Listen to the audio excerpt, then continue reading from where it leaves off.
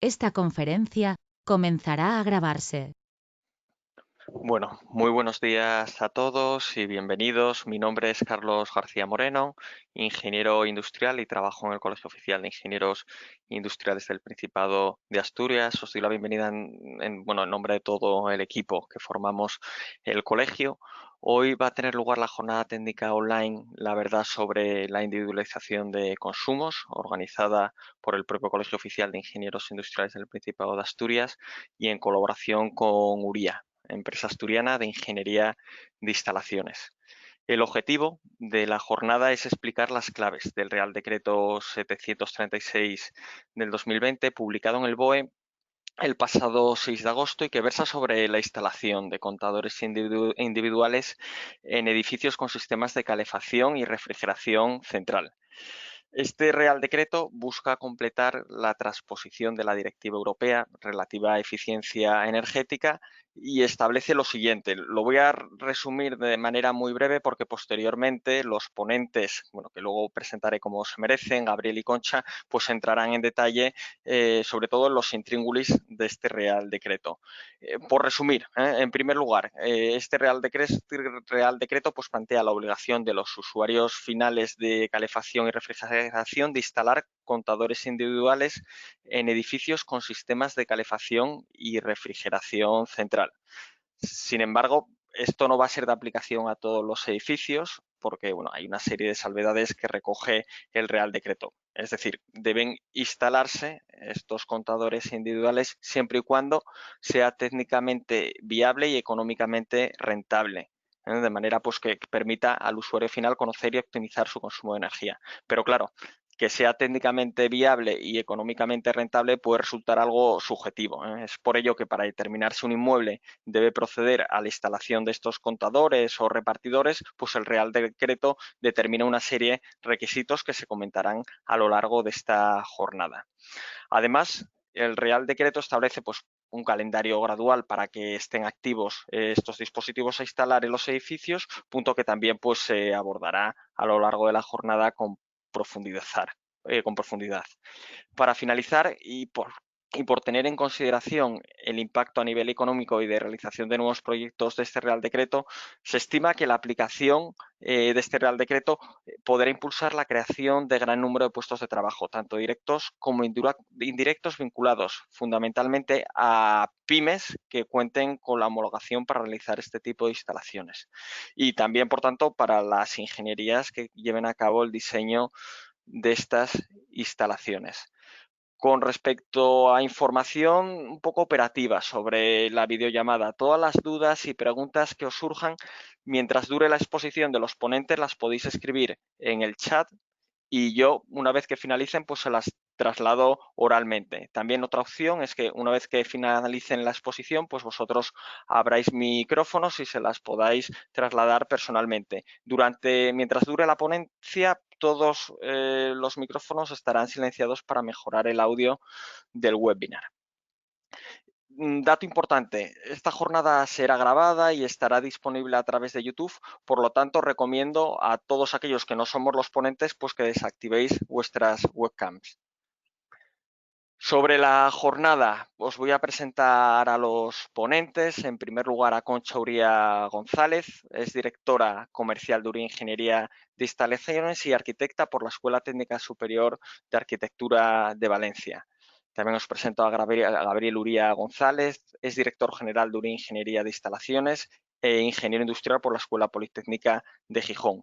Sobre el programa y los puntos a tratar durante esta jornada pues son los siguientes. Hablaremos del esquema general del Real Decreto, individualización, imposibilidad técnica y económica, lectura en remoto y facturación, el calendario de aplicación, la imposibilidad técnica y económica, beneficios técnicos y económicos de su implantación, casos de éxito y por último pues hablaremos un coloquio entre ponentes y asistentes.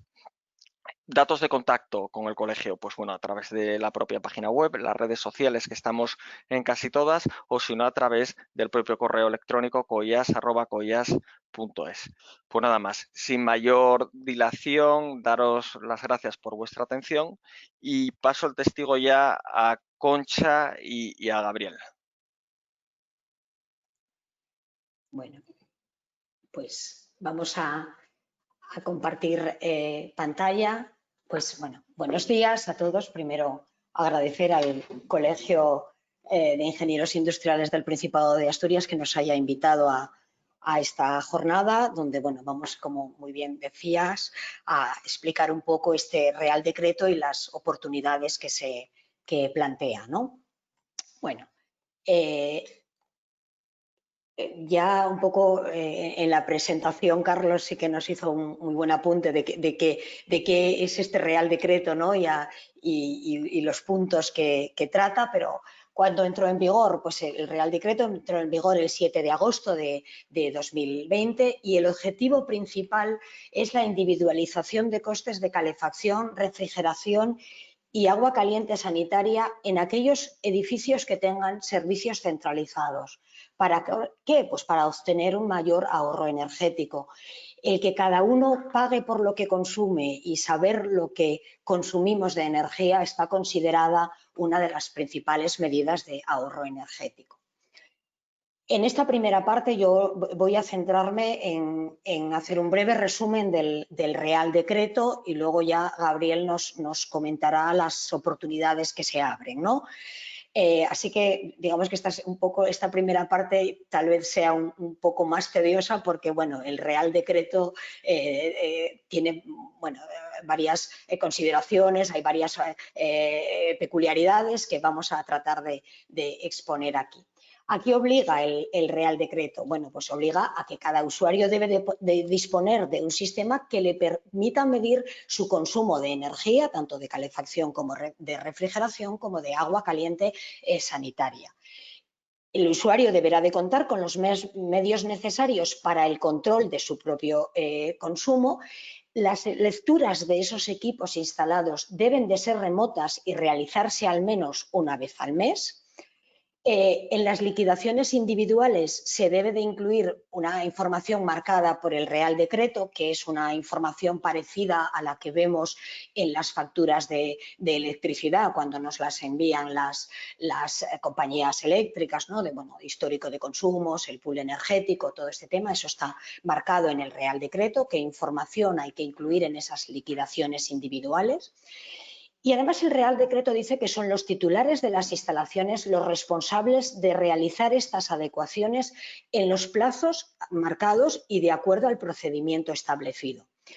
Y aquí un poco marcamos en rojo el tema de los cuentahoras. Los cuentahoras no cuentan energía, con lo cual los edificios que cuenten con cuentahoras están obligados a cambiarlos por contadores de energía o repartidores de costes, dependiendo si la distribución del edificio es en anillo o en columna. Referente a la lectura de los equipos, lo que dice el Real Decreto es que los equipos deben de permitir la lectura en remoto, pero sí que aquí ya empieza a marcar plazos. Los equipos ya instalados, es decir, los sistemas de medición que ya estén instalados a fecha de entrada en vigor del Real Decreto, 7 de agosto de 2020, esos edificios que ya contaban con esos sistemas les da un plazo de hasta el 1 de enero de 2027 para que esas lecturas se hagan en remoto, o bien esos equipos instalados se adecúan para que permitan la lectura en remota o deben de ser sustituidos por unos que permitan la lectura en remoto. O sea, los ya instalados y que ya antes de la entrada en vigor del Real Decreto tienen hasta el 1 de enero de 2027 para adecuarse a la lectura en remoto. Los que se instalen a partir de ahora tienen que tener lectura en remoto.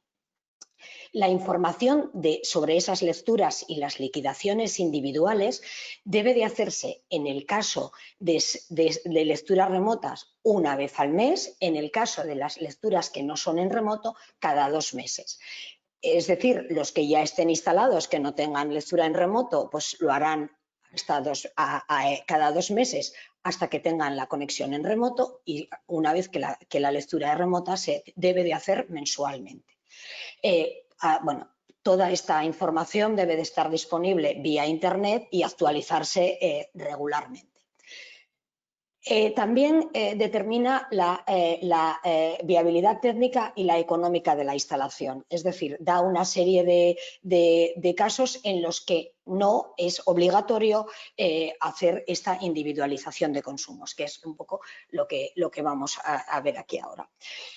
Digamos que marca dos opciones, ¿no?, para que las instalaciones puedan estar incluidas. La primera que tenemos que ver es la zona climática. Los edificios o las instalaciones en zonas climáticas alfa, A o B directamente no están obligados a hacer esta individualización de consumos. Con lo cual, primero mirar en qué zona climática estamos, luego veremos las distintas zonas climáticas porque también da un calendario para la aplicación. O sea que, punto 1, en zonas climáticas alfa, A o B no hay obligatoriedad de instalar estos sistemas. En el resto de zonas climáticas C, D o E es donde tenemos que mirar, o bien puede ser que no sea obligatorio o bien por falta de rentabilidad económica o bien por inviabilidad técnica. En el caso de inviabilidad técnica, que bueno, comentaba Carlos que igual estas dos opciones pueden ser un poco más objetivas, ¿no? Bueno, pues el Real Decreto también marca, ¿no?, cuándo estamos en una o en otra. Por inviabilidad técnica, cuando una instalación no tiene obligatoriedad por inviabilidad técnica. Quedan excluidos y esto es tal cual lo dice el Real Decreto, quedan exceptuados de instalar contadores aquellos sistemas de calefacción equipados con emisores de calor conectados en serie, los monotubos en serie, siempre que den servicio a más de un usuario en el mismo anillo. También quedan exceptuados de la obligación de instalar repartidores de costes de calefacción de forma individualizada los sistemas monotubos en serie si en una instalación hay más de un usuario por columna, los ventiloconvectores o los aerotermos. Y quedan igualmente exceptuados de cualquier sistema que no permita individualizar tanto el consumo como la gestión del sistema usuario a usuario. Es decir, da estos casos concretos, pero si hay algún sistema más que no permita la individualización de consumo o una gestión de usuario a usuario, también quedan exceptuados. Pasamos ahora a la rentabilidad económica. ¿Cómo determinar la rentabilidad económica? El Real Decreto marca en su anexo 2.3 la fórmula para calcular la rentabilidad económica y va ligada al número de años de retorno de la inversión. En el numerador está la inversión. ¿Qué inversión tiene que hacer esa instalación para hacer esta individualización de consumos? Y en el denominador, el ahorro neto anual. Si el resultado es igual o menor a 4 años, hay que proceder a la instalación de los sistemas de contabilización individualizada. Es decir, dividimos la inversión entre el ahorro neto anual. Si es 4 años o menos, si se amortiza en menos de 4 años, se debe de acometer esa actuación. ¿Qué sucede cuando una instalación está excluida por inviabilidad técnica o no rentabilidad económica? Pues la empresa mantenedora deberá de emitir gratuitamente un certificado siguiendo el formato del anexo 2 del Real Decreto. Y los titulares de la instalación lo deben de presentar ante el órgano competente de la comunidad autónoma. En el caso de Asturias es la Consejería de Industria, junto con la declaración responsable del anexo 5. Es decir, si es técnicamente o económicamente no es viable esa individualización de consumos, la empresa mantenedora nos debe de emitir un certificado y junto con la declaración responsable, el titular de la instalación lo debe de presentar en la Consejería de Industria. Los plazos de actuación. Aquí, bueno, vamos a tratar porque los plazos de actuación son bastante, digamos, engorrosos por el lío de fechas, de volumen de edificios. Aquí vemos un mapa de las zonas. Los plazos de actuación van ligados a las zonas climáticas. Aquí vemos un mapa con las zonas climáticas de España. Y bueno, aunque la zona climática de cada localidad la marca la zona climática de la capital del concejo. Digamos que este es un plano, un mapa muy general, luego hay que entrar provincia a provincia. Pero aquí ya vemos directamente, como les decía, las zonas climáticas A y B no tienen obligatoriedad y ahí vemos que son las marcadas en amarillo y naranja, pues el Levante, gran parte de Andalucía y por supuesto las Islas Baleares y Canarias y Ceuta y Melilla, ¿no? Bueno, como estamos en el colegio del Principado, de Ingenieros del Principado de Asturias, ahora vamos a verlo desglosado las zonas climáticas en Asturias, pero al final este calendario que está por zona climática C, D y E, pues bueno, viendo la zona climática de nuestra localidad podemos ver cuándo son los plazos, ¿no? Estas son las zonas climáticas de Asturias. Asturias tiene también, a su vez, 3 zonas climáticas, C, D y E. Vemos un poco ahí marcadas, ya digo, el código técnico de la edificación para marcar las zonas climáticas siempre referencia a la capital del concejo. Y vamos a ir un poco ahora al calendario de actuación. Que el calendario de actuación, el Real Decreto, digamos que lo separa entre edificios de más de 20 viviendas y de menos de 20 viviendas y a su vez marca un plazo para la petición de presupuesto y otro para tener las obras terminadas. Pues entonces vamos a ir zona a zona marcando esos periodos y esos edificios de más de 20 viviendas, menos de 20 viviendas. Vemos, tenemos 3 diapositivas con las 3 zonas climáticas y vemos en la parte de arriba en rojo el periodo de actuación y lo que hemos marcado en la parte de la barra de abajo de periodo de calefacción, periodo recomendable de actuación es que, bueno, si bien estas actuaciones de individualización de consumos se pueden hacer en todo momento, lógicamente requieren unas modificaciones de la instalación que hacen que en el momento que se esté modificando esa instalación sea inviable a su vez tener el servicio de calefacción, ¿no? Por eso está marcado en la barra de abajo periodo de calefacción que, como sabemos, va de noviembre a mayo con el periodo recomendable. Bueno, vamos con la zona climática E. Aquí están marcados los municipios de Asturias, pero bueno, esto obviamente sería de aplicación para el resto de municipios de España que fuesen con zona climática E. Edificios de más de 20 viviendas. La fecha límite para petición de presupuestos es el 1 de febrero de 2021. Y la fecha límite para tener la obra terminada, para tener ya ejecutada la individualización de consumos, es el 1 de mayo de 2022. En el caso de edificios de más de 20 viviendas. En el caso de edificios de menos de 20 viviendas, la fecha límite para petición de presupuestos es el 1 de julio de 2021 y para tener terminada la obra el 1 de octubre de 2022. El Real Decreto dice que todas las instalaciones deben de pedir al menos un presupuesto para saber cuánto les cuesta esa actuación. Entonces, marca, por un lado, fecha límite de petición de presupuesto, fecha límite de fin de obra. Si nos fijamos, por ejemplo, en el caso de los edificios de más de 20 viviendas, vemos que la fecha límite de petición de presupuestos es el 1 de febrero de 2021 y de fin de obra, de tener las obras terminadas en mayo del 2022. Pero bueno, parece que lo lógico, la actuación debería de ser en el periodo de que no hay calefacción, entre mayo y noviembre del 2021. Bueno, digamos que esto es en la zona, esto es lo que marca el Real Decreto para la zona climática E. Vamos ahora a la zona climática D, también con la diapositiva, con la misma esquema que la anterior. La zona climática D en Asturias, bueno, como vemos, corresponde a la zona central más poblada de Asturias y está, entre otros, los concejos de Oviedo, Siero, Langreo. Bueno, la fecha límite de petición de presupuestos para los edificios de más de 20 viviendas el 1 de julio de 2021. Esa es la fecha límite de petición de presupuestos para tener la obra terminada el 1 de octubre de 2022. Lo vemos también aquí, eso solapado con los periodos recomendables de actuación. Digamos que en este caso habría como 2 periodos recomendables de actuación, ¿no? Podrían hacerlo este verano o el verano el verano de 2021 o el de 2022. Para los edificios de menos de 20 viviendas, la fecha límite de petición de presupuesto el 1 de diciembre de 2021 y para tener la obra terminada el 1 de marzo de 2022.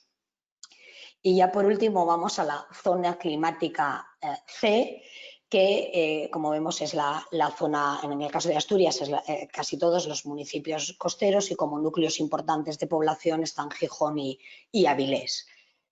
Pues aquí en la fecha, en los edificios de más de 20 viviendas, la fecha límite para petición de presupuestos es el 1 de diciembre de 2021 y para tener la obra terminada es el 1 de marzo de 2022. En los edificios de menos de 20 viviendas, fecha límite para petición de presupuesto 1 de febrero de 2022, fecha límite de obra 1 de mayo de 2023. Perdón, antes dije 1 de marzo de 2022, es 1 de marzo de 2023, donde ya es lío. Bueno, como digamos que estas son el calendario de actuación que marca el Real Decreto dependiendo de las zonas climáticas.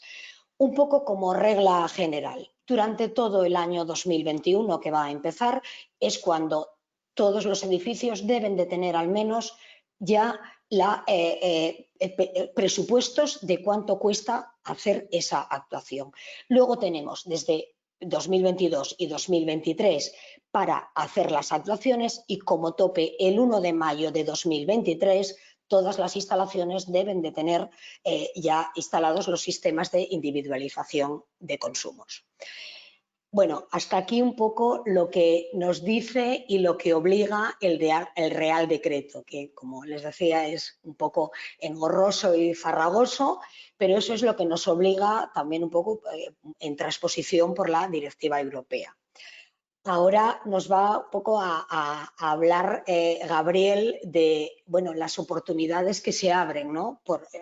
Al hilo de esta individualización de consumos, porque no todo lo obligatorio es malo, con lo cual vamos a ver en qué nos beneficia, que nos benefician mucho esta individualización de consumos y al final pagar por lo que consumimos, saber realmente la energía que consumimos. Pues gracias y paso a Gabriel.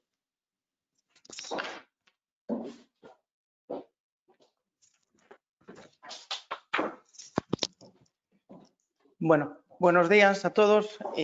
Continuamos con la ponencia, como decía Concha. Pues yo me voy a centrar un poco en eso, en transmitiros que esto no es evidentemente es una imposición legal, pero no es una imposición legal que nos perjudique, que nos haga hacer un gasto pues por un cambio legislativo, de adaptación, etcétera, ¿no? Al fin y al cabo es una obligación legal, pero creo que la debemos y es una realidad que es una suma de oportunidades, ¿no? Pues fundamentalmente lo hemos resumido en 4 oportunidades, ¿no? Que es una oportunidad para mejorar el confort térmico de las viviendas, de las instalaciones a la que les aplique, es una oportunidad para modernizar las instalaciones, es una oportunidad de ahorro económico para el usuario final y es una oportunidad también para reducir las emisiones contaminantes. Y realmente no hemos reflejado, pero me uno al comentario que hizo Carlos al inicio de la ponencia cuando hizo la presentación y por supuesto es una oportunidad laboral para muchas personas, ¿vale? Es una oportunidad laboral para técnicos, es una oportunidad laboral para empresas mantenedoras, para empresas instaladoras, es una oportunidad laboral para empresas de servicios energéticos, es una oportunidad laboral para empresas de control de calidad y al final todo el círculo de personas implicadas en torno a la gestión de instalaciones va a ser una oportunidad, va a tener grandes oportunidades laborales, ¿no? Bueno, de estos cuatro puntos de oportunidades que hemos puesto ahí, vamos a ir un poco entrando uno a uno, ¿no? Y el primer punto en el que nosotros hacemos hincapié es el control de la temperatura ambiente, ¿vale? Pues evidentemente pues es la oportunidad de mejorar el confort de las instalaciones, ¿no? Instalación de sistemas de control de temperatura ambiente. Hoy en día hay todavía sigue funcionando pues en una instalación con anillo una simple válvula de zona comandada con un termostato analógico.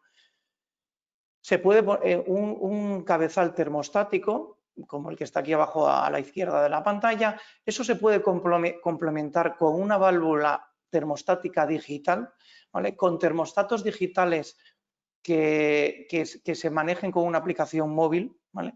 Ya no estamos hablando de un coste de equipos ni de tecnología que sea muy elevado, son aplicaciones muy intuitivas, muy sencillas para el usuario.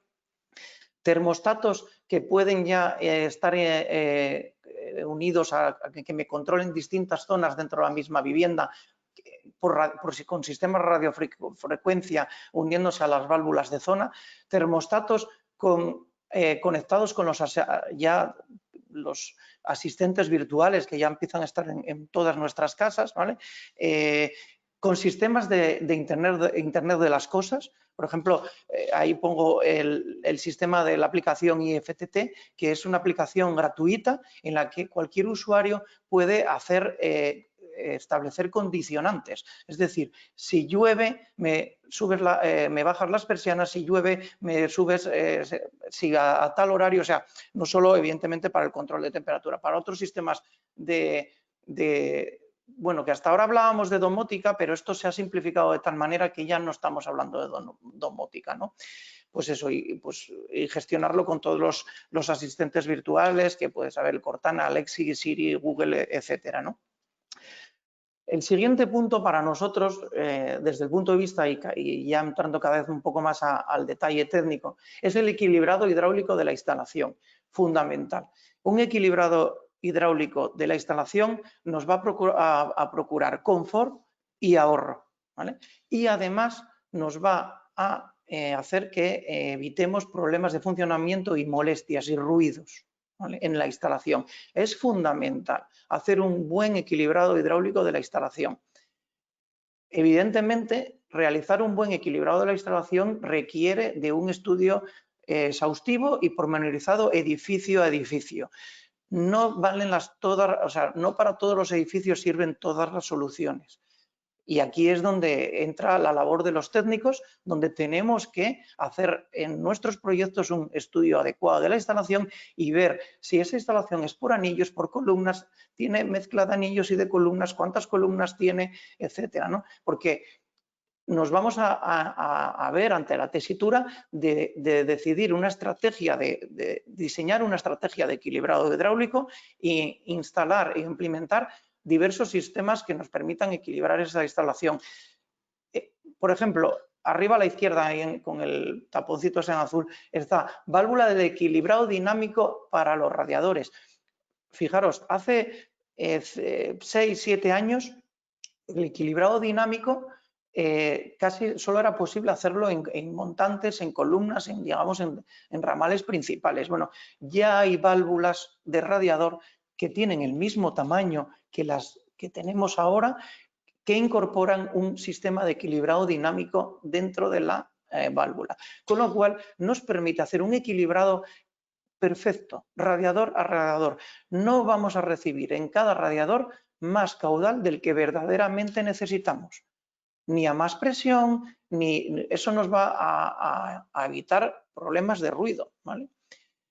Equilibrado hidráulico, dinámico, estático, por ejemplo, en los circuitos con anillos, instalando válvulas de zona con equilibrado, ¿no?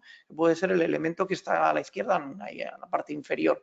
Bueno, pues si tenemos un circuito con anillo, unas viviendas con anillo, debemos instalar un sistema de equilibrado dinámico en ese anillo. Montantes, columnas, pues debemos ver si es necesario hacer una instalación de sistemas de equilibrado por columnas, sistemas de equilibrado que nos controlen la presión diferencial, ¿vale? Porque vais a ver ahora en el siguiente punto que vamos a pasar a un modelo de constante, la instalación ya no va a trabajar de forma constante nunca jamás, ¿vale? Entonces, sistemas de equilibrado, por eso siempre a mí me gusta resaltar sistemas de equilibrado dinámico, ¿vale? Porque ya no vamos a tener casos de equilibrado, no vamos a estar entre casos de equilibrado estático en el cual diseñamos el equilibrado cuando hacemos el proyecto en el papel, y eso es una situación hipotética de funcionamiento. No se va a dar eso. O sea, tenemos que ir a buscar sistemas de equilibrado dinámico, ¿no? Pues por eso, instalación en montantes, instalación en circuitos de calefacción, instalación por portales, instalación por edificios. Podemos encontrarnos con instalaciones de district heating que nos estén dando servicio a varios edificios. Pues debemos hacer un sistema de equilibrado para que cada edificio reciba al final el caudal de agua y evidentemente la energía que realmente necesita. Y por supuesto, implementar sistemas de equilibrado no es instalar, solamente ver qué elemento tengo que instalar y colocarlo, ¿no? Hay que hacer la puesta en marcha, bueno, lo que conocemos todos como el commissioning de la instalación, ¿no? Es fundamental, porque de nada sirve que gastemos dinero en poner sistemas de equilibrado dinámico, el instalador instala el sistema de equilibrado dinámico y al final esa válvula de equilibrado dinámico de control de presión diferencial o el sistema que sea se quede en el punto de regulación que vino de fábrica. Pues bueno, pues podemos acertar, pero no creo que sea el caso, ¿no? Y por supuesto, requiere de trabajo, pero y de gente especializada, pero bueno, por eso antes decíamos que también esto es una oportunidad laboral. Tampoco quiero que se vea que, bueno, es que esto va a complicar y cada vez más aparatos, más elementos y más tiempo, más ingeniería, y esto entonces va a hacer que los proyectos no sean rentables. Si se hace y se hace bien, os puedo asegurar que son rentables todos los proyectos, ¿vale? Salvo casos excepcionales que luego podremos mencionar si acaso en el coloquio. Por otra parte, instalación de sistemas de desgasificación, eliminación de aire, ¿vale? Al final, ¿qué conseguimos? Ganancia de confort y de energía. Eliminamos bolsas de aire, por consiguiente eliminamos ruido, eliminamos vibraciones, eliminamos digamos, la oxidación de las tuberías, el envejecimiento de las tuberías, con lo cual ganamos vida útil de la instalación. Y también, si ganamos vida útil de la instalación, reducimos que las instalaciones no se oxiden, con lo cual el siguiente paso es que conseguimos eliminar los vaciados y llenados por averías, con lo cual volvemos otra vez a llegar a otro punto de ganancia de confort, porque no le estamos dejando sin servicio a los usuarios en la temporada de calefacción, ¿vale? Evidentemente, el técnico que haga que estudie todo esto ha de elegir si es necesario un sistema de eliminación en un punto, en varios puntos, con aguja hidráulica, sin aguja hidráulica.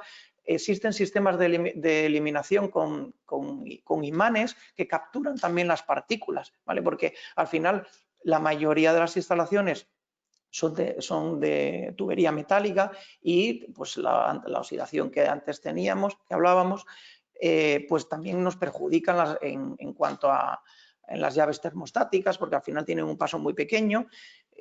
Conviene instalar sistemas de retención o captura magnética de partículas, ¿no? Para poder reducir esos problemas. Y luego, por supuesto, hay en el mercado ya equipos y sistemas que hacen esto de forma automática. Pues bueno, pues habrá que valorar, evidentemente, pues quizá un sistema de estos de eliminación o desgasificación automática en un edificio de 6 viviendas, pues no sea a lo mejor el sistema más rentable, pero os puedo asegurar que en edificios de tamaño mediano lo es, ¿vale? Y la ganancia en confort y prolongación de vida útil de la instalación es tremenda, ¿vale? Siguiente punto, y era lo que antes os decía. Ya no vamos a estar como la situación de hace años, que hacíamos un cálculo de una instalación de potencia, caudal, y todo el año funciona a este régimen. No, ya vamos a tener, ya hace tiempo que tenemos instalaciones en funcionamiento, en caudal variable. De hecho, bueno, todos los que nos dedicamos al diseño de instalaciones nuevas sabemos que esto ya se está haciendo desde hace tiempo. Y esto, por supuesto, es de aplicación a las instalaciones antiguas. Yo algunas veces me oigo que dicen, no, claro, es que es una instalación antigua que no estaba preparada para el funcionamiento a caudal variable y no se puede. Sí se puede hacer. Evidentemente requiere de conocimientos técnicos y de un estudio para saber y hacer la selección de las actuaciones que es necesario realizar. Ojo, en la mayoría de los casos, el cambio a caudal variable, pues lo vamos a conseguir sustituyendo la bomba circuladora, ¿no? Por bombas circuladoras nuevas que tienen funcionamiento del caudal variable. Pero tampoco pensemos que lo podemos confiar todo al funcionamiento de la bomba circuladora, porque se nos da, bueno, nosotros que ya hemos ejecutado muchísimas instalaciones, te encuentras con casos en los que la diferencia entre los días de máxima demanda y días de mínima demanda, como pueden ser en días primaverales o al inicio del otoño, en los que os puedo poner casos de que en un edificio de 90 viviendas solo te esté demandando calefacción 1 o 2 viviendas, ¿vale? En esos casos puede darse que la bomba circuladora no te sirva, es decir, el caudal mínimo de la bomba no te sirva para el caudal mínimo que necesitas en esa vivienda. Entonces, es necesario realizar estudios y buscar equipos y bombas circuladoras o realizar otras modificaciones en la instalación que nos permitan conseguir eso. Siempre hay que tratar de conseguir que demos pensar que vamos a tener días que vamos a tener que dar el caudal máximo y el caudal mínimo. Y como si nos tenemos que plantear que el caudal mínimo va a ser quizás a lo mejor un elemento emisor abierto nada más, ¿vale? Puede ser. Debemos de ir a buscar ese punto. Luego, del mismo modo, el caudal variable ha de gestionarse en función de la demanda, ¿vale? Y también de las condiciones de temperatura exterior. No debemos de funcionar con el mismo caudal cuando hace en la calle 0 grados que cuando hace 18, ¿vale? Todo eso hay que gestionarlo correctamente, ¿vale? Y buscar el punto de equilibrio y siempre ajustando la producción a la demanda, ¿vale? Y luego una serie de puntos que, bueno, hasta ahora he trabajado un poco en las diapositivas de manera más gráfica y en estos puntos, pues al final, bueno, de manera en texto porque aquí quizá sea donde nosotros los técnicos debemos de reflejar nuestro trabajo, que al final es el conocimiento, ¿no? La ingeniería.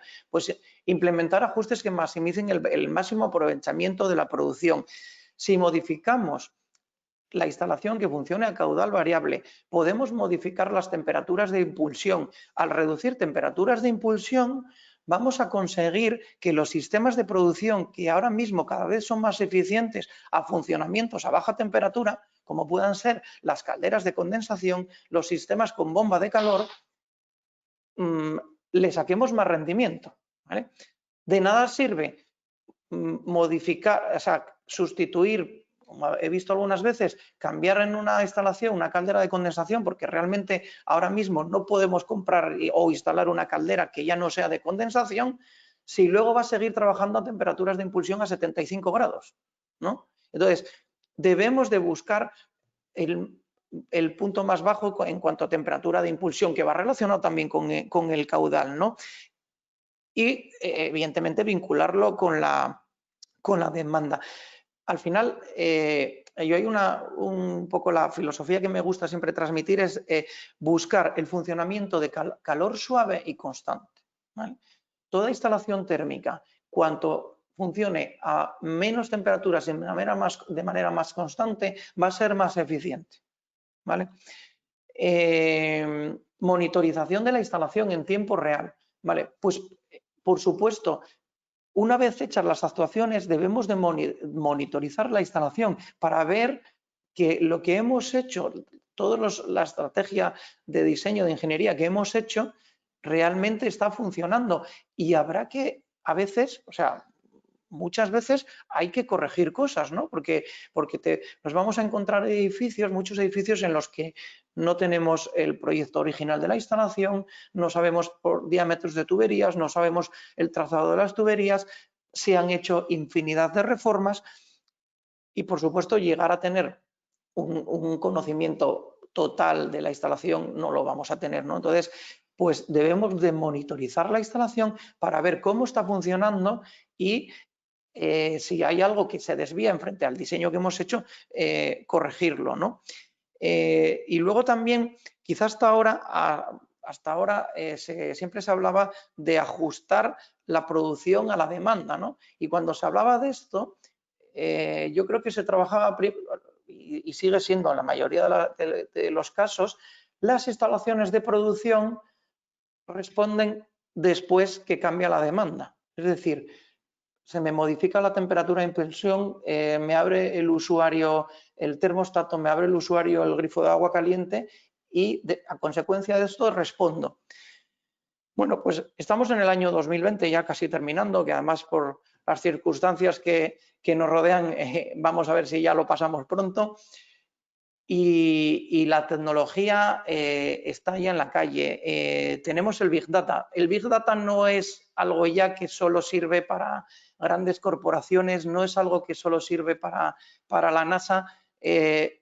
Debemos de utilizarlo y debemos de buscar que el orden sea el contrario, es decir, la producción se anticipa a la demanda, ¿vale? Eso no es una idea feliz, eso es una realidad. Ya se están trabajando en esos proyectos y existen esos proyectos en los que buscando los comportamientos meteorológicos, las predicciones meteorológicas y al final los patrones de uso de los individuos que están en los edificios, porque al final todos nos comportamos bajo un determinado patrón, podemos anticipar la producción a la demanda para que una vez más podamos ir a un funcionamiento de calor suave y constante, ¿no? Bueno, el siguiente punto es la medición y reparto. Bueno, pues por supuesto, para hacer todo esto es imprescindible medir, ¿no? Si no medimos, muy difícilmente vamos a poder conseguir nada. Es cierto que esta es la parte que quizá más, que evidentemente está reflejada en el Real Decreto, es la que nos obliga a medir. Y eso tiene un porqué, nos obligan a medir porque al final está más que comprobado que si empiezas a medir, empiezas a tener resultados y actúas, ¿vale? Hasta ahora no se está actuando porque no se mide, ¿vale? No se mide, ni los técnicos tenemos datos en los edificios de medición, en muchos en los que no se ha actuado, ni tampoco los usuarios. Los usuarios desconocen el coste de estos servicios. Les viene una cuota general de la comunidad y ahí no saben lo que es eso. Cuando se pone en negro sobre blanco en una liquidación lo que cuesta el servicio, os puedo asegurar a todos que el usuario empieza a ahorrar, ¿vale? Por eso aquí siempre está el debate de si los medidores ahorran o no ahorran. El medidor de por sí no ahorra, ¿vale? El medidor induce al individuo a ahorrar, ¿vale? Y por supuesto, el medidor y trasladar la información y el detalle de los consumos al individuo, ¿vale? Tampoco sirve de nada instalar el medidor y luego no trasladar esa información. Por eso en el Real Decreto eso sí que se ha reflejado muy bien. Es decir, se debe de instalar sistemas de medición, se debe de comunicar y comunicar no más con una frecuencia de 2 meses. Ya no sirve eso de te paso los consumos una vez al año. Si te paso los consumos una vez al año, el ahorro, ese ahorro inducido, psicológicamente lo realizo los primeros 15 días de enero. A partir de ahí se me olvida. Entonces, por eso el Real Decreto dice, mide, da la información cada 2 meses y en sistemas de telelectura cada mes, ¿vale? Ojo, el detalle de los sistemas de telelectura que antes mencionó Concha, bueno, ahí habrá debate, ¿vale? Y habrá debate porque habrá gente que piense que la telelectura o la lectura remota es captar la lectura de los medidores desde el portal del edificio. Yo personalmente creo que eso es engañarnos, ¿no? Yo creo que la telelectura ese tele yo creo que debe de tener una distancia prudencial, no llegar a sistemas que se lean desde el portal del edificio y entonces al final va a tener que ir un operario todos los meses o cada 2 meses a captar esas lecturas. Nos ha llegado hace nada la tecnología 5G.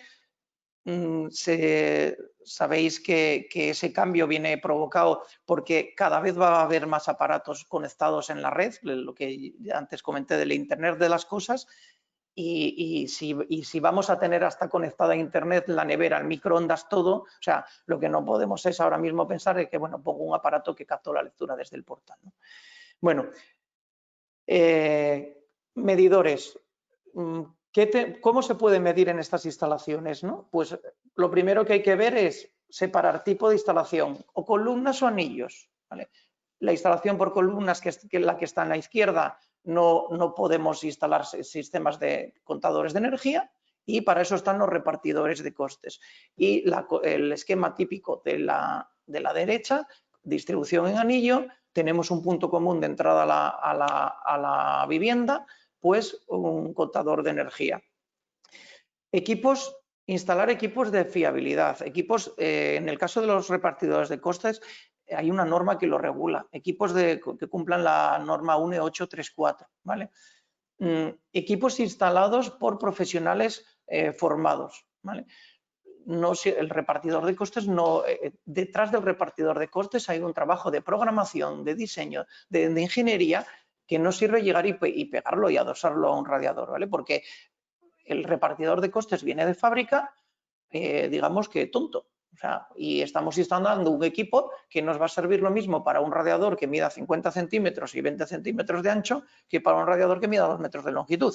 Entonces, al repartidor de costes hay que decirle en qué radiador está instalado y hay que decirle de qué marca, de qué modelo, ¿vale? Pues hay unas tablas de los fabricantes en el que se corrigen, hay los coeficientes y eso los profesionales que se dedican a eso saben, ¿no? Entonces, lleva un trabajo que es importante hacerlo bien. Y no busquemos el menor coste de instalación porque al final, si no lo hacemos bien, la medición que nos va a dar no es la real. Y hombre, lo peor de todo es no tener equipos de medición, pero tampoco es nada bueno tener equipos de medición que lo que me estén dando no es la realidad, ¿no? Y luego en el caso de los contadores de energía, recomendable contadores de energía con certificación MID, que es una certificación que nos avala que la medición es real, en la que se puede hacer una transacción económica.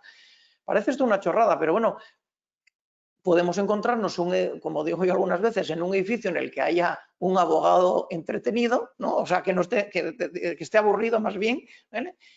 Y que le plantee un pleito a la comunidad si se está haciendo una medición con dispositivos que no tienen la certificación apropiada, ¿vale?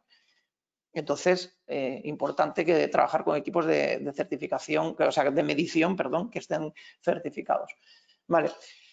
Y luego, aspectos técnicos a considerar en la instalación de los sistemas de medición. El repartidor de costes no es un contador de energía, ¿vale? Es un repartidor de costes. Instalamos el repartidor de costes en todos los radiadores del edificio o luego podemos hablar de casos de si en alguno no podemos o nos dejan. Al final, el repartidor de costes registra un valor adimensional que lo que hace con la suma de todos los números, de todos los valores adimensionales, de la suma del periodo determinado de ese edificio, se hace el reparto con lo que ha consumido.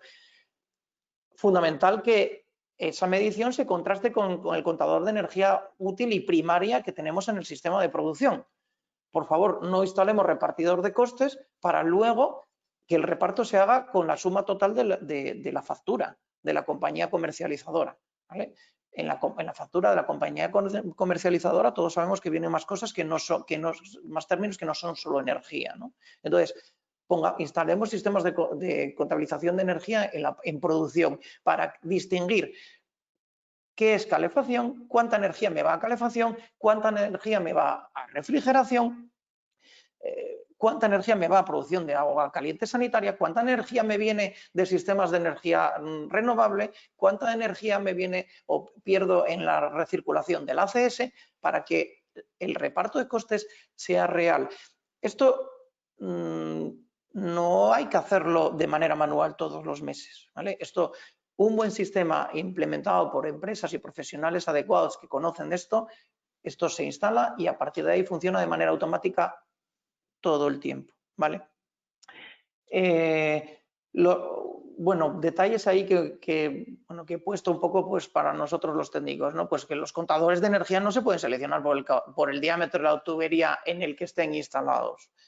Todo contador de energía debe instalarse según tiene un caudal mínimo, nominal y máximo, ¿no?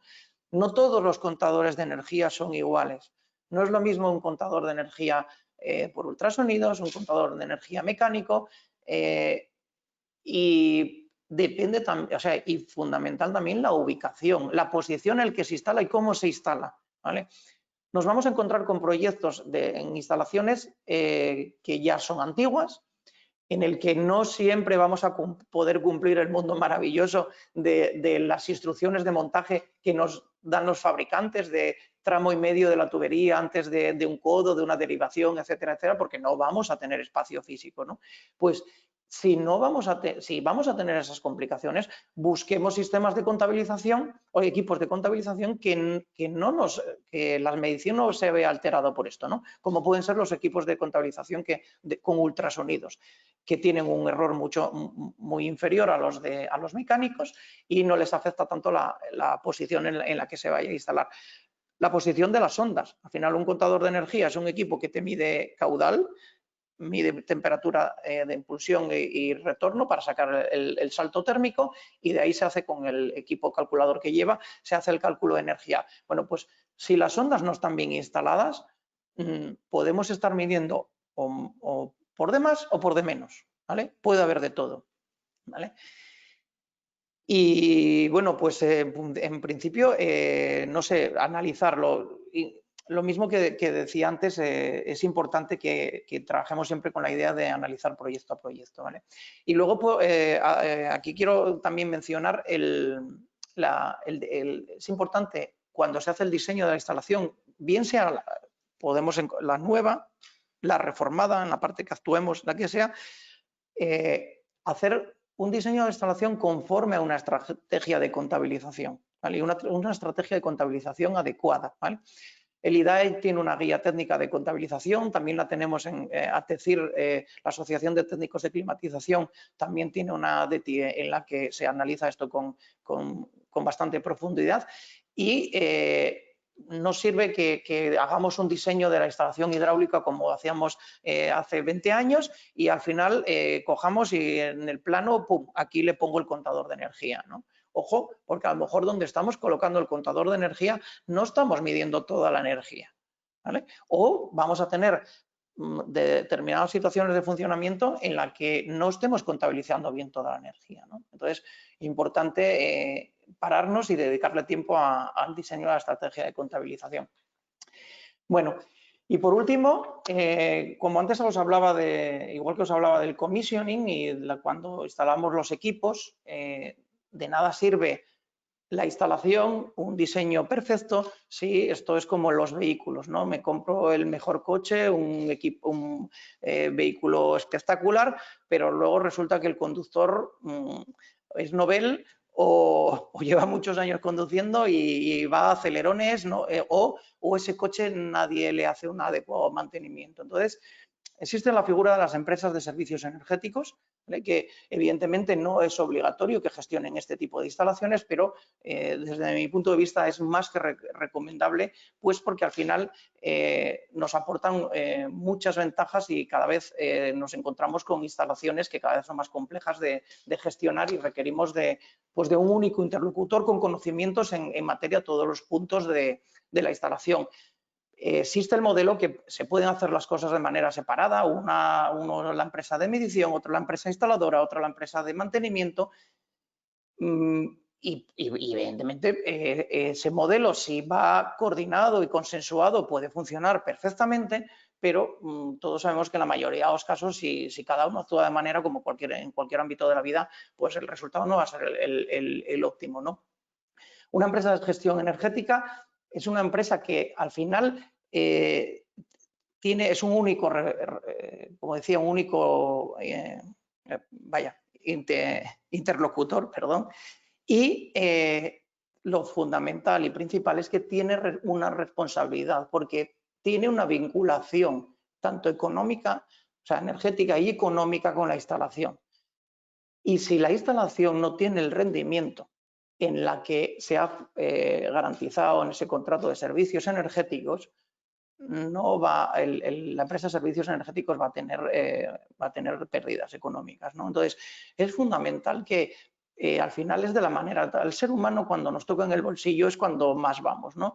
No quiero decir con esto que una empresa mantenedora, una empresa instaladora, si no actúa con un contrato de servicios energéticos, no vaya a hacer bien su trabajo.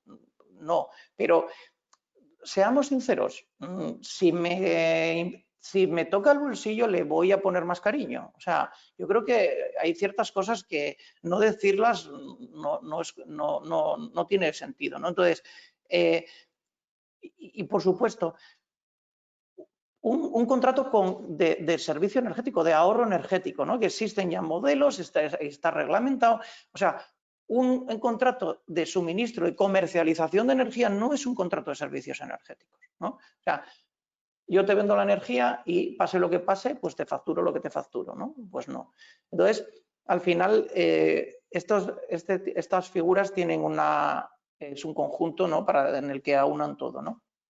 Al final, son empresas que se encargan del diseño y construcción de la instalación, bien con técnicos propios o con técnicos externos en los que se colabore y se vaya supervisando ese diseño, y buscando la máxima eficiencia en cada caso, porque al final son empresas que su experiencia en la gestión de las instalaciones saben los números y los rendimientos que se obtienen, ¿no? Se ajustan los parámetros, porque como dije antes, la telegestión no es solo cambiar horarios en remoto, ¿vale? Garantizamos el rendimiento mínimo por contrato, ¿no? Y al final conseguimos una mayor vida útil de las instalaciones. Entonces, volvemos otra vez al punto de las oportunidades, ¿no? Pues estamos consiguiendo que el ahorro, confort, ahorro energético y prolongamos la vida útil de las instalaciones, ¿vale? Bueno, y ya por último, solamente 3 casos reales que os ponemos. A ver, esto aquí, por ejemplo, en Asturias ya hay muchos edificios que se han adaptado, evidentemente quedan muchos por hacer, pero ya hay bastantes edificios en los que se ha estudiado y ya hay muchos casos reales. No estamos hablando, todo esto que estamos hablando de la individualización de consumos, aunque puede haber gente para la que es novedoso, ya no estamos divagando en casos en suposiciones, ¿no? Hay casos más reales y de todo tipo, ¿vale? De hecho, el Instituto de Diversificación y Ahorro de la Energía el año pasado realizó un estudio a nivel nacional, ¿vale? Y lo que hizo fue registrar los datos de instalaciones que llevamos ya funcionando muchos años para ver realmente si se conseguían los ratios de ahorro en los que se habla, ¿no? Bueno, aquí tenemos un caso de un edificio en Oviedo, de un edificio de unas 28 viviendas que tenía una instalación de carbón. Pues bueno, ya nos podemos imaginar un combustible completamente contaminante, sin ningún tipo de regulación, una regulación manual, que al final el conserje del edificio es el que regulaba la temperatura, pues se reforma la sala de calderas de manera integral, se busca una instalación, en este caso es un edificio que buscaba la máxima calificación energética posible, buscaba una A, se hace una reforma de una instalación de calefacción con pellets, ¿vale? Y se hace un diseño hidráulico de la instalación y se buscan equipos de producción, por ejemplo, en tándem, equipos de producción que nos vayan a permitir que en todo momento ajustemos a la mínima demanda que tengamos del edificio, ¿no? Y luego también se cambia y se implementa un sistema de individualización de consumos tanto para calefacción y para agua caliente, ¿vale? En todas las viviendas, de tal manera que pasamos a medir y a darle información y a cobrarle a los vecinos lo que verdaderamente consumen, ¿vale? Tanto de calefacción y agua caliente. También se hizo de agua fría, lo que pasa que, bueno, como el Real Decreto no afecta a la parte de agua fría, pues bueno, no lo menciono aquí, pero bueno, también se instaló, ¿vale?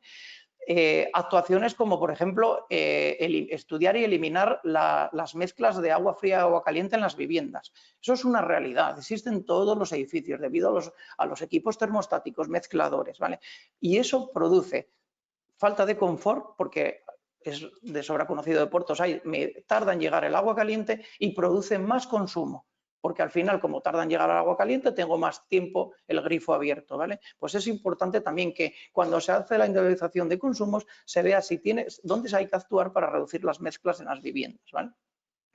Este edificio tiene un ahorro medio la actuación tiene un ahorro medio de un 44,20%.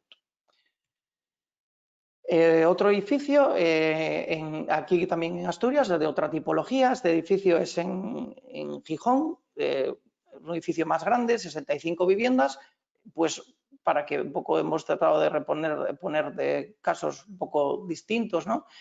Instalación de gasóleo, se pasa a gas natural con equipos de condensación, ¿vale? También se instala un sistema de individualización de consumos, tanto de calefacción y agua caliente. También se hace la actuación de análisis y corregir las mezclas de agua fría y agua caliente en el edificio, y se cambia toda la estrategia de funcionamiento del edificio. Teníamos un edificio que funcionaba con unos horarios, ¿vale? Que les metían unos calentones por la mañana y otros por la tarde. Cuando hacía mucho calor y esos calentones de por la mañana o por la tarde, entonces había viviendas que abrían las ventanas, y pasamos a un sistema de calor suave y constante, sistema 24 horas. O sea, muchas veces la gente no se cree que pasando de un sistema de horarios a 24 horas se pueda ahorrar energía. Pues sí, porque estamos trabajando con un sistema 24 horas de manera más suave, en el que aprovechamos al máximo esa ventaja que nos dan las calderas de condensación, que cuanto a menos temperatura impulsemos, mejor rendimiento conseguimos. O sea, y al final se trata de conseguir darle el más confort a los usuarios y gastando menos energía primaria.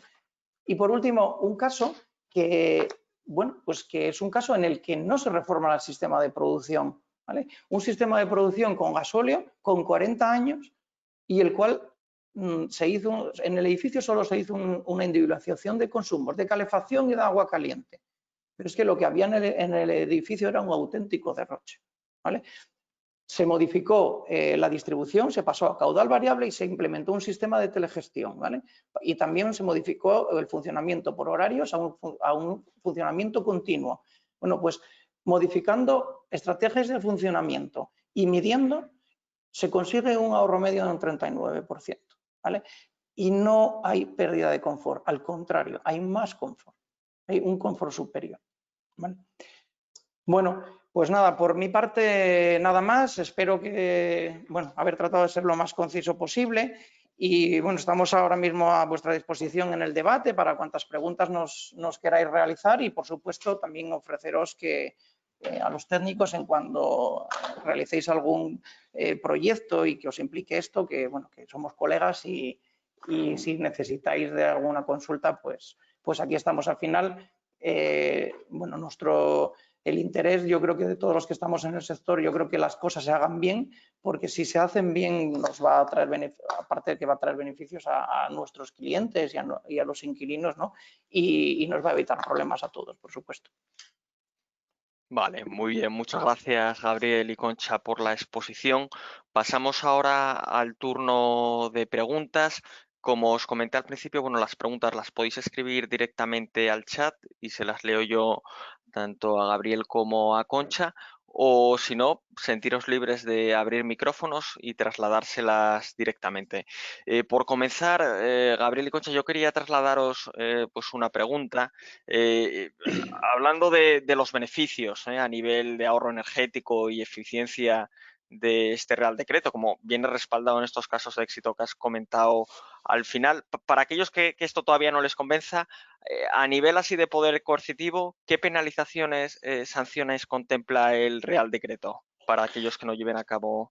Pues mira, le aplica, yo creo que es el sistema, la penalización creo que es de los reglamentos industriales. La verdad, son unas multas muy elevadas, sinceramente. Sí, y luego, bueno, yo casi que ya, o sea, este Real Decreto no publica la penalización, porque, bueno, en estas cosas que a veces pasan, bueno, no sé si en todos los países, pero en este que es el que conozco, digamos que las multas ya estaban publicadas desde hacía creo que 2 años o 3, porque digamos que bueno, cuando la Unión Europea dice que hay que transponer esa individualización de consumos, esa directiva europea, nos da un plazo, primero era el 2015, luego el 2017, bueno, se fueron ampliando plazos, entonces un poco en un momento determinado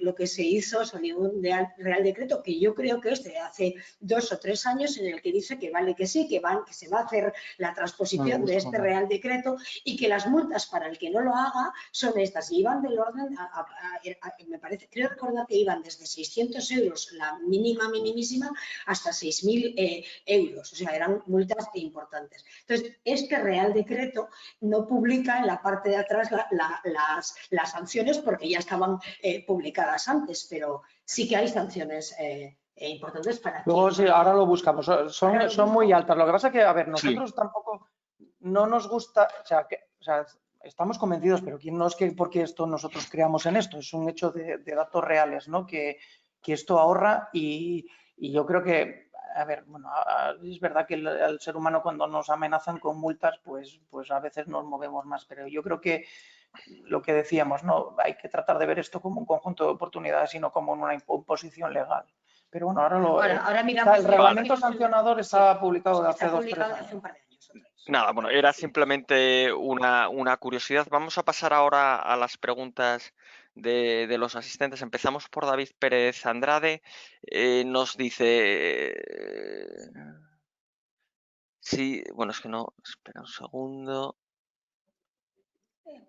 Si de veras se quiere hacer bien las cosas para conseguir una correcta incorporación de los repartidores y, lógicamente, resto de equipos asociados necesarios para conseguir un ahorro energético y económico, ¿de veras consideráis que el retorno de la inversión se consigue en menos de 4 años? A ver, ahí, mira, nosotros, el Real Decreto salió a publicación con ese retorno de la inversión, que las consultas que hemos hecho, la verdad no se encuentra mucha explicación de dónde salieron los 4 años y por qué se pusieron 4 y no 5 o no 6. Yo creo que el término de 4 pueda ser en algunos proyectos, va a ser un poco bajo, pero curiosamente es que en el anexo del análisis de rentabilidad que sale en el Real Decreto, no hay que meter todas las actuaciones. Es decir, actuaciones de hecho dice otras posibles actuaciones, ¿no? Entonces, como que realmente el análisis de rentabilidad solo es obligatorio, o sea, no, como que no, o sea, solo hay que hacerlo con los equipos de medición, ¿vale? Con lo cual, la inversión va a ser pequeña y la rentabilidad en la mayoría de los casos va a salir. Ahora, yo no estoy de acuerdo con eso porque también es cierto, como dije antes, que los que consiguen esos valores que hemos hablado de ahorro es el conjunto de todas las actuaciones, no solo la instalación de los medidores consigue un ahorro de un 25 o un 30%. Entonces, ahí está un poco en el aire. Lo que pasa que al final, bueno, siempre y nosotros en el día a día todo el mundo pregunta y la rentabilidad, o sea, yo creo que lo que tiene que darse cuenta la gente es que las excepciones van a ser muy pocas. O sea, las va a haber, evidentemente, o sea, negar que no va a haber edificios con instalaciones complejas en las que no salga rentable, etcétera, etcétera, pues no, las va a haber, pero van a ser muy pocas, ¿vale? Van a ser muy pocas y sí que los organismos competentes en las comunidades autónomas, lo que sí, las conversaciones que hemos tenido con ellos es que, o sea, no van a aceptar pulpo como animal de compañía. Es decir, no, antes decíamos, o sea, y en el Real Decreto está establecido que la empresa que diga que no es rentable tiene que hacer un certificado y tiene que presentarlo, ¿no? Ante el organismo de competente. Hombre, no vamos supongo que los técnicos del organismo competente no se van a meter a calibrar si estamos hablando de 4,2 años, pero es decir, si no sé, un día hablaba con un técnico y me decía, hombre, si alguien viene y me dice que la válvula termostática cuesta 500 euros, pues no me lo voy a creer, sabiendo que está en el mercado en, yo qué sé, en 30 euros, ¿no? Entonces, aunque el día a día y la gente nos pregunta y cómo la excepción y la excepción, de verdad que las excepciones van a ser las menores. O sea, realmente lo que hay que trabajar es en pensar en cómo lo hago, cómo, cuándo, dónde, ¿vale? Y cuánto me cuesta. Y luego, pues en el día o que nos encontremos con un caso en el que hay una excepción, bueno, pues ver cómo se trata.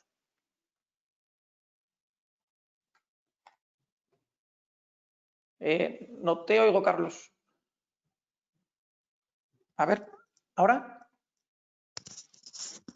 No sé qué ha pasado.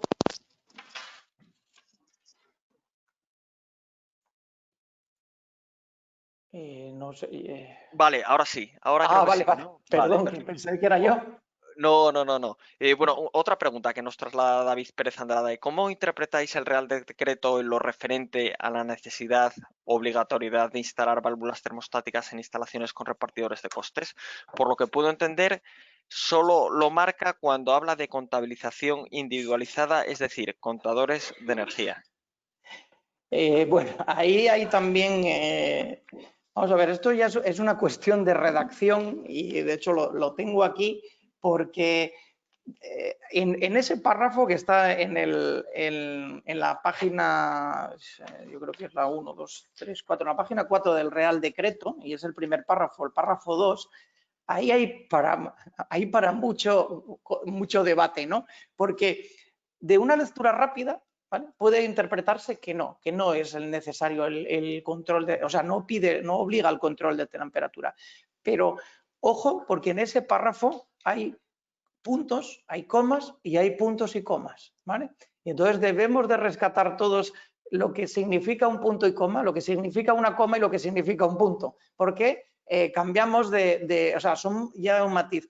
El Real Decreto dice: los usuarios finales de las citadas instalaciones térmicas deberán contar con los medios necesarios para el control de su propio consumo.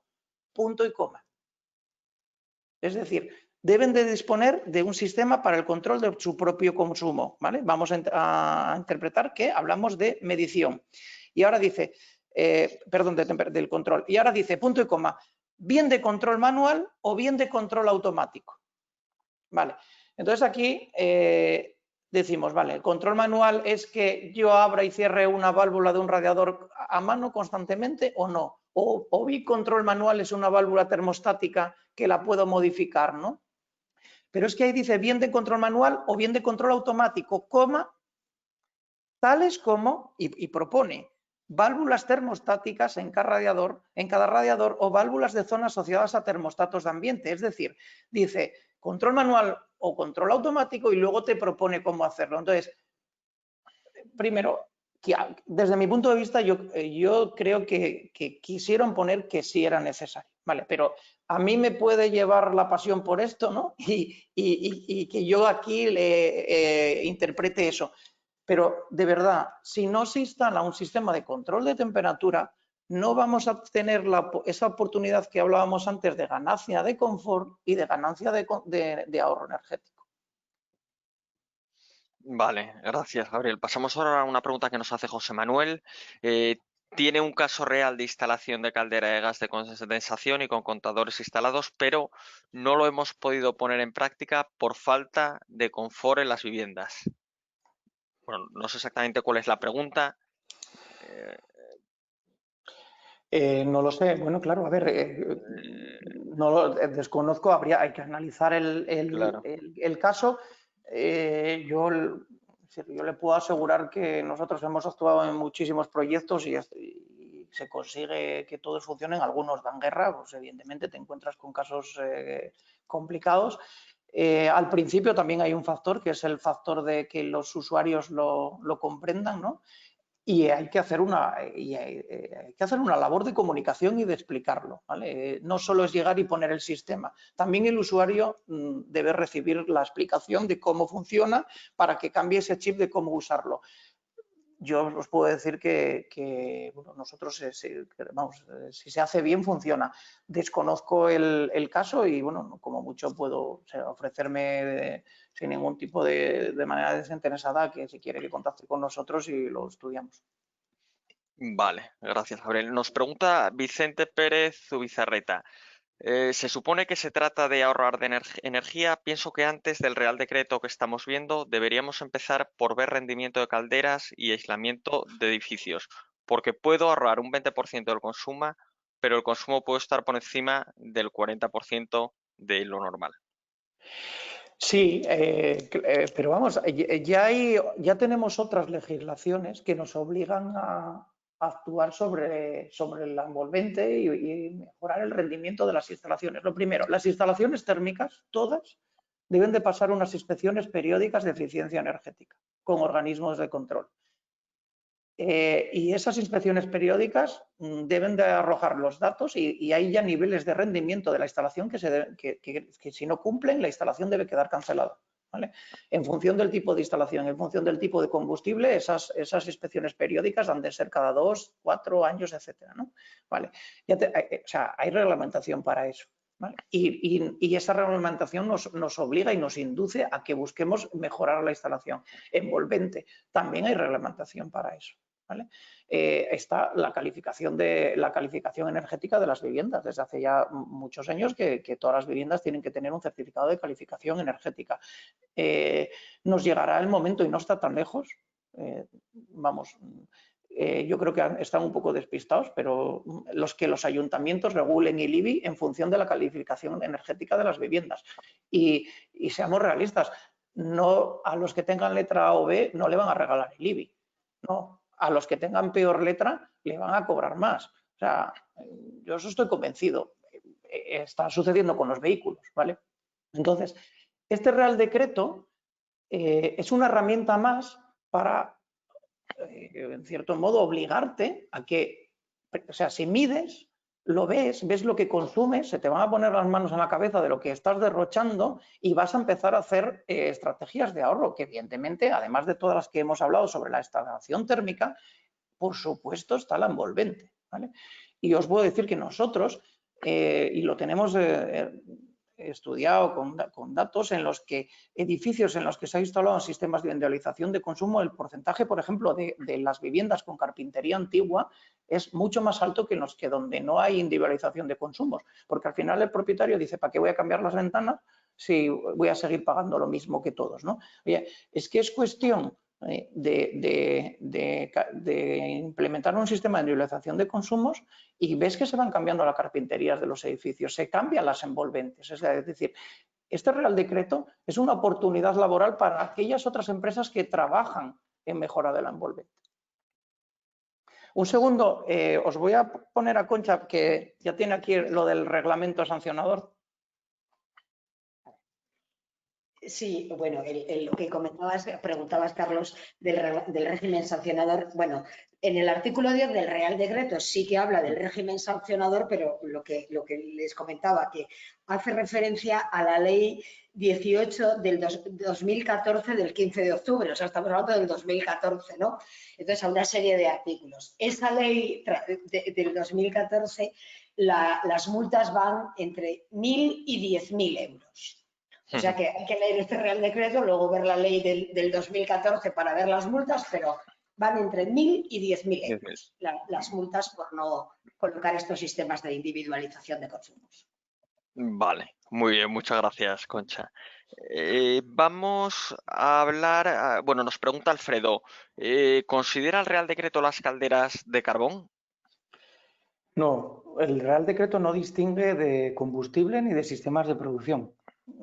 El Real Decreto dice que lo hay que aplicar en todo tipo de instalaciones, independientemente, me refiero a independientemente de la energía o combustible que utilicen. Aquí lo que hay que mirar es que miremos el RITE que está en vigor, el RITE del 2007, y veamos cuando dice que los sistemas de producción con carbón están prohibidos. Bueno, no hay, o sea, se habla, no, es que hubo una moratoria, es que, bueno, se retrasó, tal. Bueno, invito a todo el mundo que cuando termine la jornada que abra Google y busque un Real Decreto o un BOE en el que aparezca una moratoria en la prohibición de las calderas de carbón. No existe. Entonces, Otra cosa es que, pues, igual que estábamos hablando ahora del reglamento sancionador, pues las administraciones no se hayan metido con ello. Bueno, ya empieza a haber administraciones que sí. Por ejemplo, Madrid ya la ha publicado, Salamanca también la tiene y a ver, no puede ser que no nos dejen circular con el coche por el centro de la ciudad y sigamos quemando carbón, ¿vale? Entonces, y aparte de las contaminantes, el peligro que tienen esas instalaciones para los usuarios, tal. Y además, y esto, caso real, consultado con una compañía, con departamento jurídico de una compañía de seguros, si hay un incendio en el edificio, hay un siniestro en el edificio y la instalación que está en el edificio no está legalizada, la compañía de seguros no va a pagar. Y las instalaciones de carbón a día de hoy, o sea, no son, bueno, hay gente que le pone el apellido de son alegales. Bueno, tratémoslo como queramos, no deben de estar en funcionamiento. Vale, muy interesante la información, Gabriel. Nos sigue preguntando David Pérez Andrade, bueno, en alusión a las preguntas de antes, que bueno, nos dice que él interpreta que contabilización individualizada no es lo mismo que repartidores de costes, que bueno, que eso es lo que se refleja en las diferentes partes del Real Decreto. Bueno, el matiz no, evidentemente no es lo mismo. Para mí tampoco lo es. Lo que pasa que en el Real Decreto dice, empieza redactando la necesidad de hacer la contabilización de individualizada, ¿vale? Y luego dice, en el artículo 3 dice, solo para el caso de calefacción, cuando el uso de contadores individuales no sea técnicamente viable, los titulares deberán instalar repartidores de costes de calefacción si ello resulta técnicamente viable y económicamente rentable en función de lo que antes hablamos. Es decir, dice contabilización individualizada y si no es viable poner contadores individuales, pone repartidores, instala repartidores. Pero, o sea, es necesario, o sea, es obligatorio. Salvo que luego del estudio de zona, evidentemente, de zona climática, de rentabilidad económica o viabilidad técnica, el estudio arroje que no, ¿vale? Pero te lo dice artículo 3, en el tercer párrafo lo dice muy claro. Vale, nos pregunta Vicente Pérez Uizarreta. En el Real Decreto no se contempla la lectura individual del consumo en instalaciones en anillo por medio de varios contadores.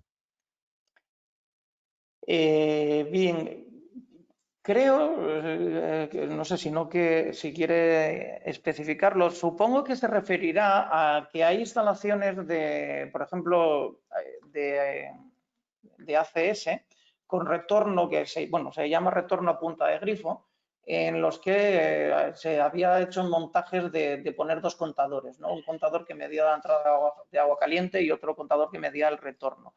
Y con la idea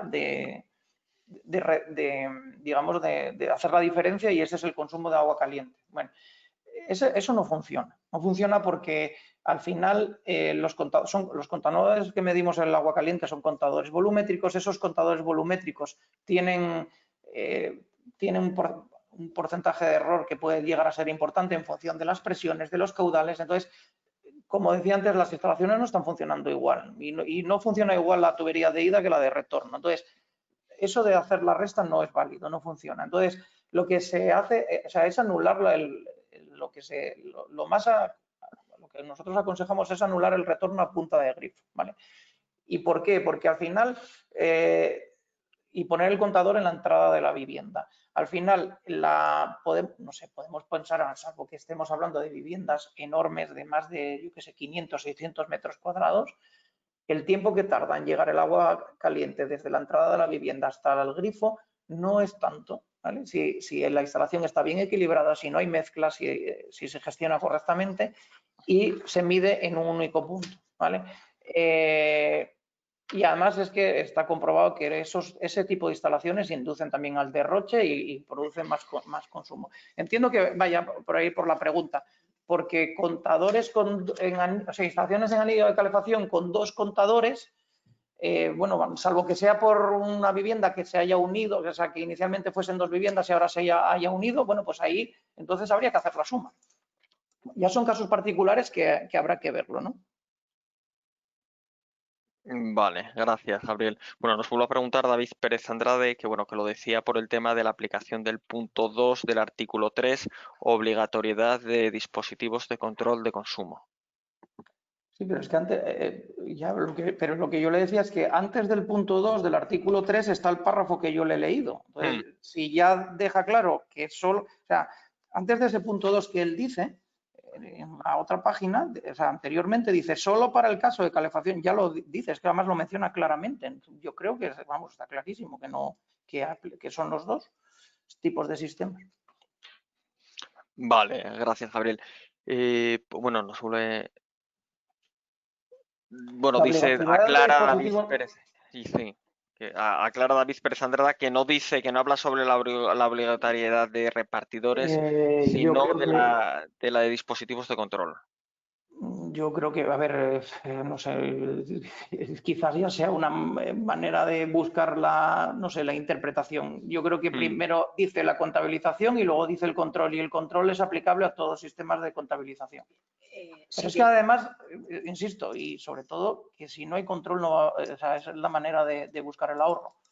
Pero sí que marca colocar equipos de control, porque de hecho dice que una de las excepciones es cuando no sea, una de las excepciones para la inviabilidad técnica es cuando no se puedan instalar equipos de medida o que el usuario pueda gestionar, o sea, digamos que actuar sobre la instalación. Si no me coloca la llave termostática, no puedo actuar sobre. De todas formas, si a lo mejor él es que está, a lo mejor está pensando en un caso concreto que conoce, uno varios, que es una excepción en la que no es viable, pues lo que tiene que es, hay que reflejarlo en el informe de inviabilidad técnica y hay que presentárselo a los técnicos de la Consejería de Industria para que lo validen. Vale, gracias, Gabriel y Concha. Bueno, y yo creo que por el momento no hay más preguntas. No sé si alguien más se anima, sino bueno, damos por clausurada ya esta jornada técnica. Agradecer tanto a Gabriel como a Concha la exposición. La verdad que ha sido muy interesante, además de muy clara y concisa. Agradeceros también a todos los asistentes por haber participado en esta jornada técnica organizada por el Colegio Oficial de Ingenieros Industriales. Espero que haya sido fructífera y os llevéis con vosotros pues un conocimiento de los puntos principales de este Real Decreto. Con respecto a la sesión, comentaros que ha sido grabada y estará disponible a través de YouTube, y también que bueno, tendréis disponibles las diapositivas utilizadas. No sé si Gabriel, Concha, tenéis algún problema con que compartamos estas diapositivas, si nos las podéis hacer llegar en un formato PDF para facilitar la difusión, perfecto. Y también os haremos llegar pues el contacto de los dos ponentes, tanto de Gabriel como de Concha, para que podáis poneros en contacto con ellos por si quisieseis trasladarles alguna duda o pregunta de manera privada. Pues por mi parte, bueno, esto es todo. Reiteraros nuestro agradecimiento por participar en esta jornada y desearos un buen día. Venga, muchas gracias al colegio y a todos los asistentes. Un saludo a todos, un abrazo. Hasta luego.